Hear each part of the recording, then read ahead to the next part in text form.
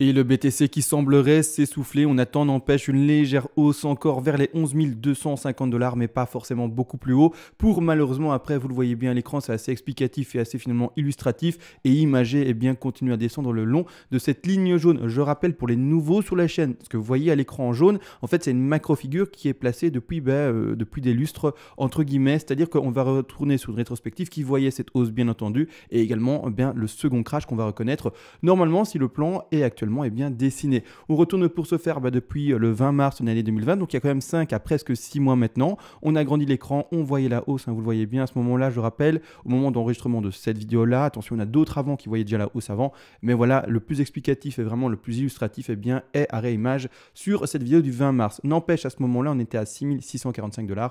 On voyait la hausse atteindre minimum les 90% de Fibonacci, c'est-à-dire les 10 000. Et ensuite, deuxième objectif haussier également, les 123, 127. Et c'est-à-dire également, pour ceux qui étaient en long, ces deux premiers TP principaux. Je rappelle également, on a mis les TP avant pour sécurité, etc. Bien entendu, histoire de ne pas être trop agressif dans son trade. Mais également, ces deux zones, 90 et 123, sont des zones de vente à chaque fois sur ces deux zones-là.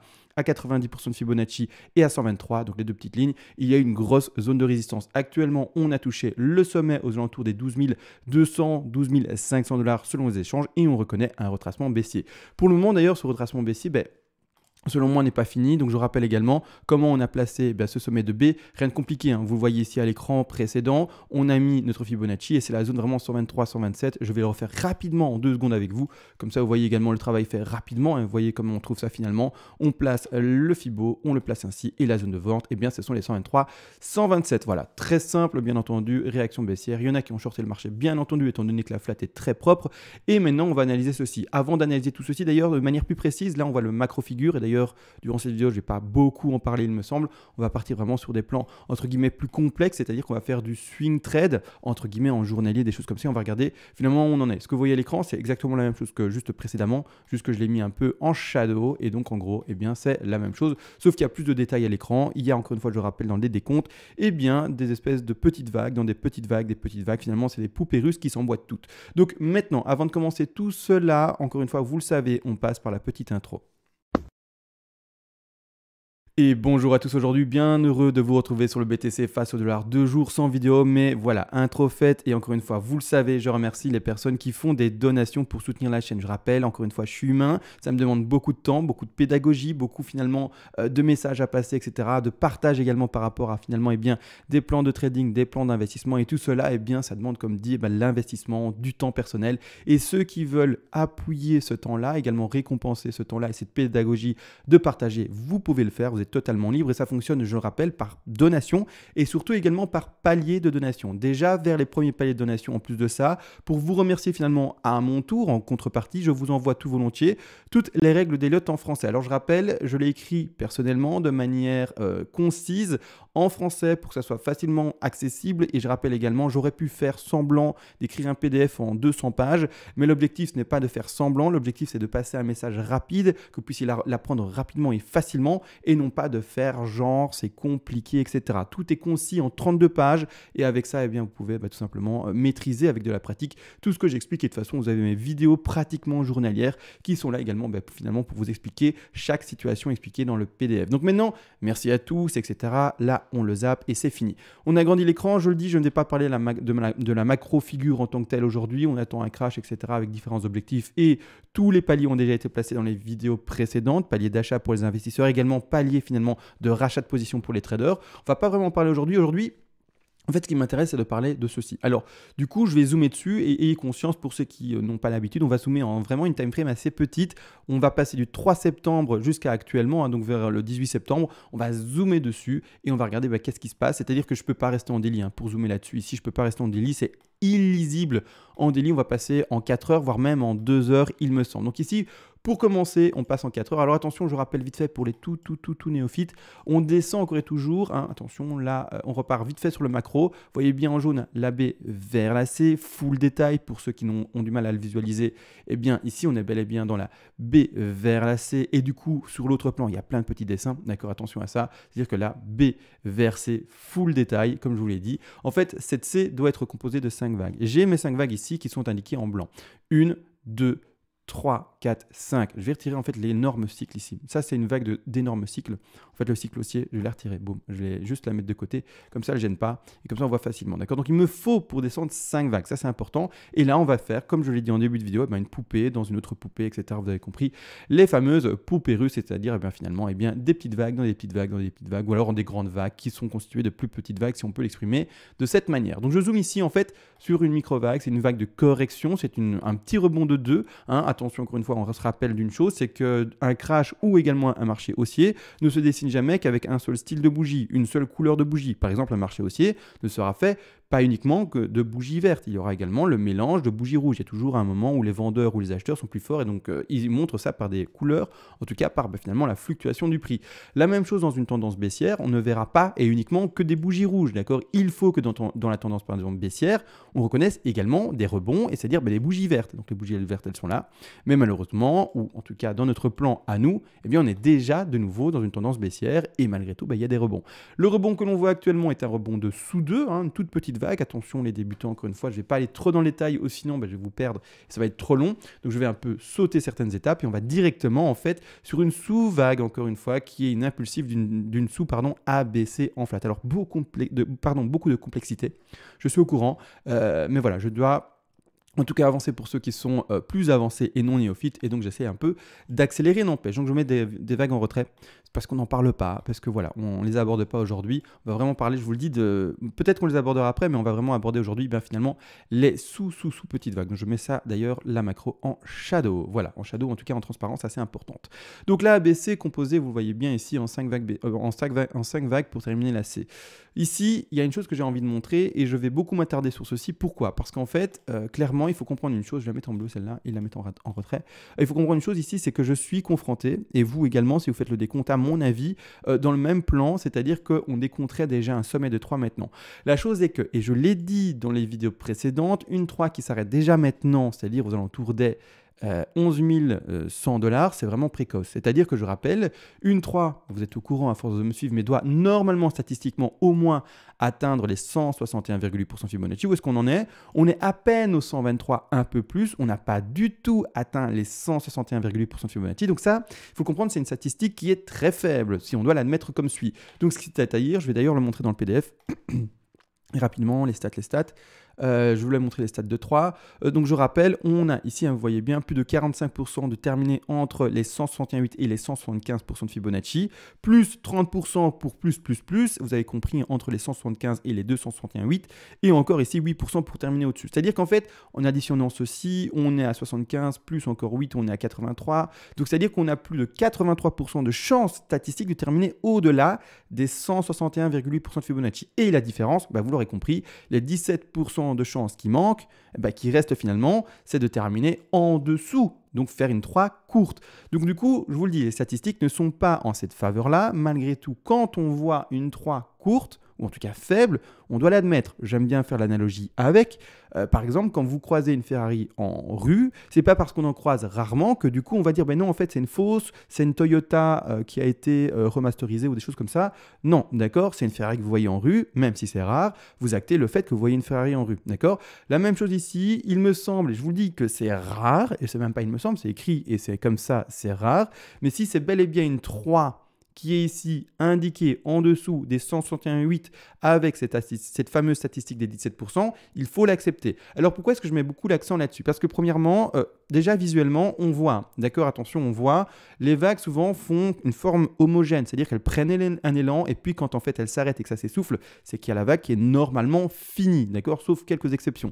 Mais on voit bel et bien, alors je vais retirer l'aimant ici, un élan, une pause, un élan, une pause et normalement le dernier élan de la 5. Donc vraiment, ici, c'est une consolidation trop longue pour que je puisse personnellement l'accepter dans cette vague-là. Donc finalement, dans la 3 que j'ai dessinée. En plus de cela, Bien entendu, on va regarder le RSI. Le RSI, qu'est-ce qu'il nous dit, qu'est-ce qu'il nous dessine, etc. J'agrandis du coup le RSI, normalement mon logo ne cache pas. Et clairement, en fait, le RSI pour le moment nous fait un plus haut ici indiqué sur le plus haut. Il corrige assez fortement, vous voyez A, B, C, ça je vais expliquer après de toute manière. Il fait une correction assez forte et donc clairement, pour ma part, quand je lis ça à l'écran, hein, vous voyez, je l'agrandis, mais quand je lis ça à l'écran, clairement, j'ai envie de partir en 4. J'ai envie de partir en 4.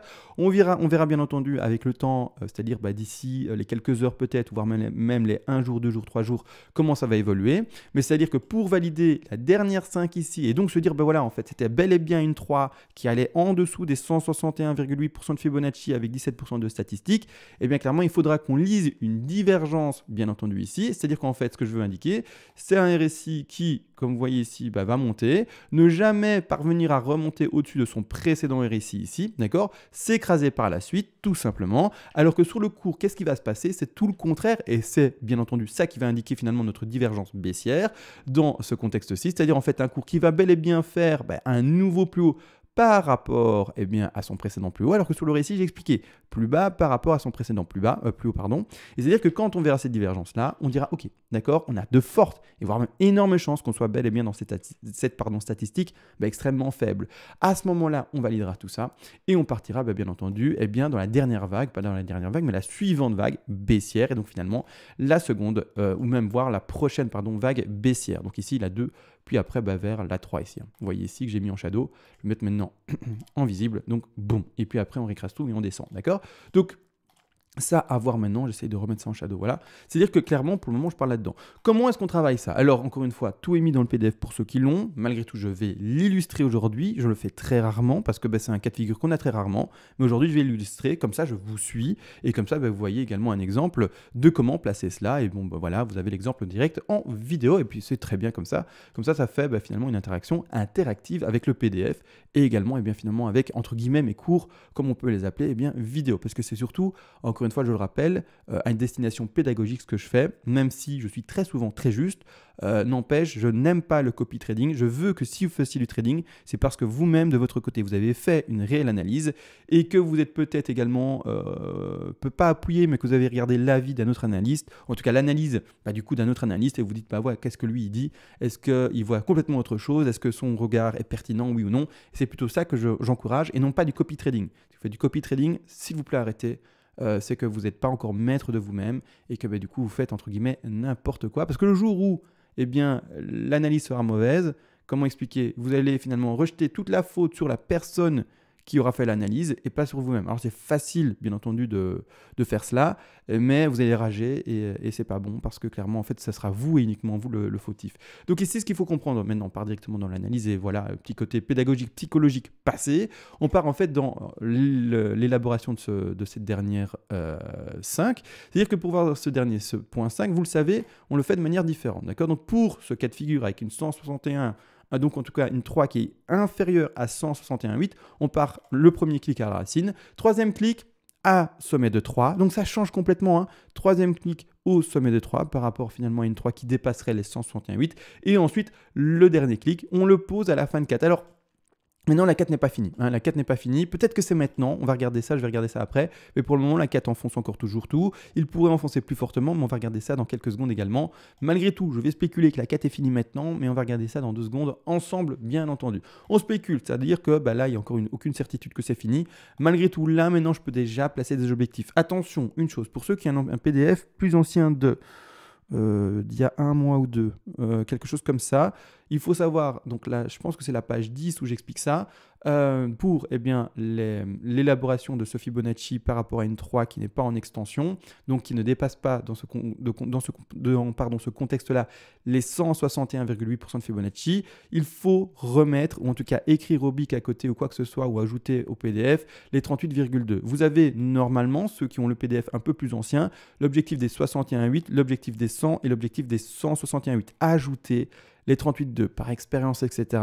Je remarque et je vois très fréquemment ces 38,2 touchés, d'accord? Donc vraiment, ajoutez également ces 38,2. C'est-à-dire que quand vous êtes en trade, ça veut dire qu'il faut mettre un palier également au 38,2, d'accord? Donc c'est-à-dire que, imaginez, vous ouvrez un dernier long maintenant, vous dites, voilà, je vais choper un swing, vraiment choper vraiment la dernière petite hausse possible, et bien vous mettrez, donc vous ouvrez par exemple votre long, rien de compliqué, ici, hein, aux alentours des prix, peu importe, ici dans l'intervalle, hein, ici, boum. Donc zone verte pour ouvrir un long. Là, je parle aux traders. Attention les investisseurs, vous devez normalement pas comprendre la moitié des termes que j'utilise. Mais c'est la vie, c'est comme ça. Vous ouvrez votre long, vous prenez TP1, d'accord, TP2, 61,8, là par contre ça ne change pas. TP3, bah, également tout simplement au 100% de Fibonacci. Et également bah, du coup le dernier TP au 161,8. Donc ça peut quand même encore fortement pumpé, même si, je rappelle et je vais le montrer, on a quand même des limites. La limite, encore une fois, c'est le sommet de 2. Quand on dépassera ce sommet de 2, ça sera une validation de scénario. Également, la limite par rapport au RSI, non pas en 4 heures, attention, parce que du coup, on l'aurait déjà pété, mais il faut faire attention à la time frame que l'on utilise pour pouvoir décompter. Mais le RSI ici, en daily, on ne peut pas dépasser non plus, vous l'aurez compris et vous l'avez sûrement vu, eh bien, ce niveau-là. Et un nouveau... vous avez vu, il y a un nouveau... qu'est-ce que c'est que ça? Qu'est-ce que c'est que ça? Ah ouais, d'accord. C'est tout nouveau, ça? Ok. C'est assez amusant. Une flèche qui... Parce que moi, du coup, avant, je le faisais comme ça. Vous voyez? Et alors après, je terminais comme ça. Et puis après, bah, je choisissais... Il n'y avait pas moyen de choisir les flèches? La fin de la ligne, ici? Attendez. Bon, bah écoutez, bah parfait. Écoutez, il y a des flèches maintenant avec... bon, petite mise à jour de TradingView que je n'avais pas vue. Bah, c'est comme ça et tant mieux. Mais c'est-à-dire qu'en fait, excusez-moi, je ne veux pas avoir du coup le RSI qui pète là en haut et qui pète en fait ce plus haut là. Là, il y aura une validation du sommet de 2 en daily, mais pas en 4 heures, d'accord? Pas attention, pas en 4 heures. En 4 heures, elle nous permet de décompter ceci, mais pas en fait la daily. En tout cas, à mon sens, le RSI doit être décompté en daily pour voir les grandes vagues entre guillemets blanches. Donc ici, boum, j'efface, hop, c'est parti, on a vu ça. C'est-à-dire que voilà, les 161,8, vous pouvez toujours garder un objectif là-bas en haut au cas où on se serait trompé dans notre analyse et que ça pumpait. De toute manière, on se rappelle, un trade est gardé le plus longtemps possible. Encore une fois, parce que on ne sait pas lire l'avenir et si jamais on s'est trompé, ce n'est que du bénéfice supplémentaire. On ne crache pas sur le bénéfice, mais par contre, on clôture le plus rapidement un trade qui est perdant. Ça, au contraire, c'est sûr. C'est-à-dire que n'empêche, les objectifs que l'on va privilégier ici, encore une fois et toujours, c'est au moins les 38,2, 61,8, pas les 100. Les 100, c'est quand même haut. Hein. Après, pourquoi pas, ça nous ferait un double top en deux, mais encore une fois, un retracement de dos aussi puissant, c'est statistiquement, encore une fois, quelque chose de rare. Je ne vais pas montrer non plus toutes les stats, mais c'est quand même quelque chose d'assez rare. Les statistiques, au contraire, nous encouragent à avoir un retracement qui va chercher les 50, 61,8% de Fibonacci, donc c'est-à-dire quand on va au bas de la 1 stricte et sommet de la 2, en fait, la zone, et là, c'est parfait, parce qu'on retrouve ce premier objectif des 38,2 de la 5 qui va également choper finalement les 61,8. Donc ici, clairement, il faut comprendre une chose, c'est que dans ce contexte-là, il y a vraiment deux belles zones de convergence, entre guillemets, de confluence, si on peut également utiliser cet autre terme, ici, donc finalement de croisement de Fibonacci et de zone de résistance horizontale. Donc grosse zone de résistance aux alentours actuellement, et bien finalement des 11 250, 11 270 $ pour trouver l'intervalle. Donc ici, un short à tester. Je rappelle encore une fois, stop loss assez serré pour pouvoir bien faire son risque management de manière assez assurée. Je rappelle également, le risque management, c'est pas le risque bénéfice management, c'est bel et bien le risque par rapport à la perte. Donc à vous, encore une fois, de gérer ce trade. Et si jamais, quand vous ouvrez, et ça c'est le message le plus important à vous donner, finalement, quand vous ouvrez un trade et que vous vous dites, voilà, j'ai ouvert mon trade, si ce trade est perdant, je dois vendre ma maison, je dois vendre ma voiture, je dois finalement faire en sorte que mes enfants fassent la diète et arrêtent de manger pendant une semaine pour faire des économies. Non, d'accord? Vous devez, quand vous perdez un trade, l'assumer, vous dire, voilà, c'est un trade perdant et c'est pas grave. Encore une fois, je le rappelle, le trading ne doit pas modifier votre aisance de vie. Vous devez garder votre train de vie. C'est très important et vous ne devez pas suer à chaque finalement trade. Je rappelle également, le trading, c'est un travail. C'est-à-dire que ce n'est pas facile. Je sais que beaucoup de monde a envie de vous faire croire potentiellement que c'est facile. Moi, je vous le dis clairement, c'est pas facile. C'est un travail. C'est émotionnellement difficile à tenir également. Et puis voilà, il faut vraiment gagner finalement petit à petit et pas croire que c'est le loto et que vous allez gagner des 1000 et des 1000 par jour d'un coup parce que vous avez commencé le trading avec 100 $. Non, pas du tout. C'est vraiment difficile de gagner de l'argent. Et je rappelle, on devient riche lentement et on devient, c'est tout, on devient riche lentement. Et très rarement, occasionnellement, celui qui gagne au loto, qui trouve une invention incroyable qui révolutionne le monde, eh bien là, on devient riche rapidement. Mais sinon, je vous le dis, la plupart du temps, tous les gens, par expérience, deviennent riches lentement. On construit les bases, les fondations lentement, et puis après, on grandit petit à petit. Donc maintenant, on a vu la sous-vague. Une fois qu'on a trouvé finalement cet objectif-là de vente, un empêche, ici, c'est un trade clairement à ouvrir potentiellement aux alentours des 11 250, 11 270 $. Ça dépend encore une fois des échanges. Hein. Il peut y avoir une différence de prix. Ben après, malheureusement, entre guillemets, ou pas, hein, parce que pour nous, c'est pas malheureusement, pour nous, ce sont des opportunités pour l'investissement de rachat, d'accord, également de short. Mais c'est-à-dire que, ben, en fait, après, ben, voilà, on trouve la fin de la 2, on valide en fait. Je vais retirer le petit rectangle rouge là. On prend celui-là de droite de référence, il est très bien et il gêne beaucoup moins. Mais après, en fait, ouverture de short, et puis après, ben, je vais le symboliser très simplement visuellement, mais boum, d'accord, boum, et on descend, d'accord, et on descend, et on crache malheureusement, en tout cas dans ce plan-là. C'est-à-dire que clairement, les objectifs baissiers, voilà, ils y vont quoi. Ah, chaque fois j'ai envie d'en fait retirer ma flèche, mon pinceau, et ça le dessine à chaque fois. C'est-à-dire que clairement, en partant maintenant de ce principe-là, hein, ben, l'objectif minimum d'ailleurs, c'est là en dessous. 161,8. Donc, juste déjà l'objectif de la 5, de la 3, pardon, c'est d'atteindre ici les 7 938 $. Donc, ça peut être très violent. Soyez préparés à ça, d'accord? Ne soyez pas trop FOMO en vous disant, bah, en fait, le BTC va ne faire que monter, monter, monter. Je rappelle encore une fois et toujours, un cours ne fait que jamais monter. Il n'y a jamais que des acheteurs. Il y a des acheteurs et des vendeurs. Et à un moment, les vendeurs reprennent la part. En tout cas, reprennent la partie de leur côté. La main, pardon. C'est-à-dire que, oui, il ne faut pas être trop FOMO et dire, mais ça y est, demain, on est à 20 000. D'accord? Non. D'accord? Demain, on n'est pas à 20 000. En tout cas, on a très peu de chances de statistiques d'arriver demain à 20 000. D'accord? 21 000 ou plus. Hein. Donc, clairement, il faut être conscient que, bah, malheureusement, on a de fortes chances d'avoir déjà trouvé le top aux alentours des 12 449 $, hein, ici sur Bitfinex, et que malheureusement, voilà, on connaisse enfin une phase de correction. Je rappelle, on n'est pas obligé d'aller directement aux 2000 ou 3000, hein, attention à ça également, c'est vraiment des paliers d'achat, etc. Mais là, je ne vais pas en parler, sinon je trouve que la vidéo sera trop longue. Je trouve que je me suis déjà bien attardé, je ne sais pas si j'ai dépassé, je vais vite regarder ça avec vous, je ne sais pas si j'ai dépassé les 20 minutes, mais je pense pas, hein. Donc j'ai vraiment pas l'impression, je sais à combien de temps d'enregistrement, est-ce qu'on voit ça quelque part? J'ai pas de bons yeux. On voit pas. Ah aussi, on voit là. Donc je suis à 21 minutes déjà. Bon, écoutez, chaque fois j'ai l'impression de parler très peu. Et en fait, à chaque fois, je parle beaucoup. Mais au moins, c'est complet. Et au moins, c'est c'est accessible à tous. Et au moins, c'est avec tous les avertissements qu'il faut également pour les néophytes.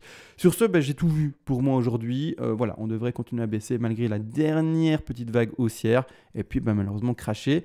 Et même, heureusement, cracher pour pouvoir acheter plus de BTC et être encore une fois, avoir un ROI, c'est-à-dire un retour sur investissement plus intéressant qu'avoir acheté le top à 12 500. Donc voilà, on a tout vu, je vous laisse sur ce, on se voit j'espère demain et ciao.